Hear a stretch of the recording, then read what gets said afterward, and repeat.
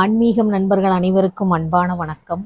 சென்னிமலை வேலவன் சேனலில் இன்றைக்கான பதிவு என்னன்னு பார்த்தீங்கன்னா, வாழ்க்கையில் எல்லாத்துக்கும் ஒரு கனவு கண்டிப்பாக இருக்கும். அப்படி கனவு அப்படின்னாலே நீங்கள் பார்த்தீங்கன்னா, நம்ம குழந்தைங்கள படிக்க வைக்கணும், பெரிய ஆளாக்கணும், ஒரு நல்ல வேலை வாய்ப்பு கிடைக்கணும்.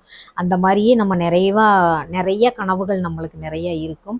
இந்த கனவுகள் எல்லாம் இருந்தாலும் வீடு இல்லாதவர்கள் நிறையாவே ஆசைகள் கனவுகளோடு இருப்பாங்க. நாங்கள் எல்லா சாமியும் தாம்மா கும்பிடுறோம், எல்லாமே பண்ணுறோம், எல்லா பரிகாரமும் பண்ணுறோம், நாங்கள் சொல்கிறதெல்லாம் செய்கிறோம், ஆனால் எங்களுக்கு சொந்த வீடு அப்படிங்கிறதே அமைய மாட்டேங்குது அப்படின்னு நிறைய பேர் வருத்தப்படுறீங்க. உங்களுக்கான இந்த வீடியோ. நான் இப்போ வாடகை வீட்டில் தான் இருக்கிறேன்.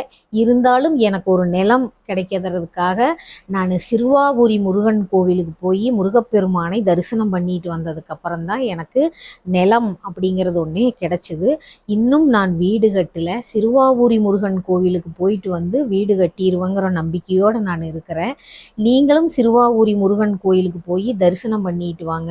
முருகப்பெருமானுடைய திருவருளால் கண்டிப்பாக நிலமோ வீடோ உங்களுக்கு கண்டிப்பாக அமையும். சிறுவாபுரி கோயிலுக்கு போகும்போது 6 நெய் விளக்கு போட்டுக்குங்க. 6 முறை முருகனை சுற்றி கும்பிட்டு வந்துருங்க. ரொம்ப தூரத்தில் இருக்கிறவங்க இதை கடைபிடிங்க. வாரம் என்னால் போக முடியும் அப்படிங்கிறவங்க 6 வாரம் சென்று சிறுவாபுரி முருகன் கோயிலில் வழிபட்டுட்டு வந்தீங்கன்னா கண்டிப்பாக திருமணம் ஆகாதவர்களுக்கு திருமணம் ஆகுது. வீடு நிலம் இல்லாதவர்களுக்கு கண்டிப்பாக சிறுவாபுரி முருகன் கோவிலுக்கு போனால் கிடைக்கிது. நான் சிறுவாபுரி முருகன் கோவிலுக்கு போவையில் ஒரு பதிவாகவே நான் உங்களுக்கு எடுத்து போடுறேன். நிறைய திருத்தலங்களை பற்றி நான் போய் உங்களுக்காக நான் வீடியோ எடுத்து போடணும்னு நினச்சிட்ருக்கிறேன். கொஞ்சம் வேலைப்பளுவு காரணமாக வீடியோ போட முடியல. கண்டிப்பாக உங்களுக்கு நான் நிறைய வீடியோ போடுறேன்.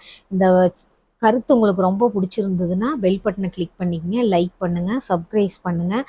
முருகன் திருவருளாலும் என் தாய் அங்காள பரமேஸ்வரியின் திருவருளாலும் அனைவரும் நல்லா இருக்கும்னு வேண்டிக்கிறேன். மீண்டும் சந்திப்போம். நன்றி, வணக்கம்.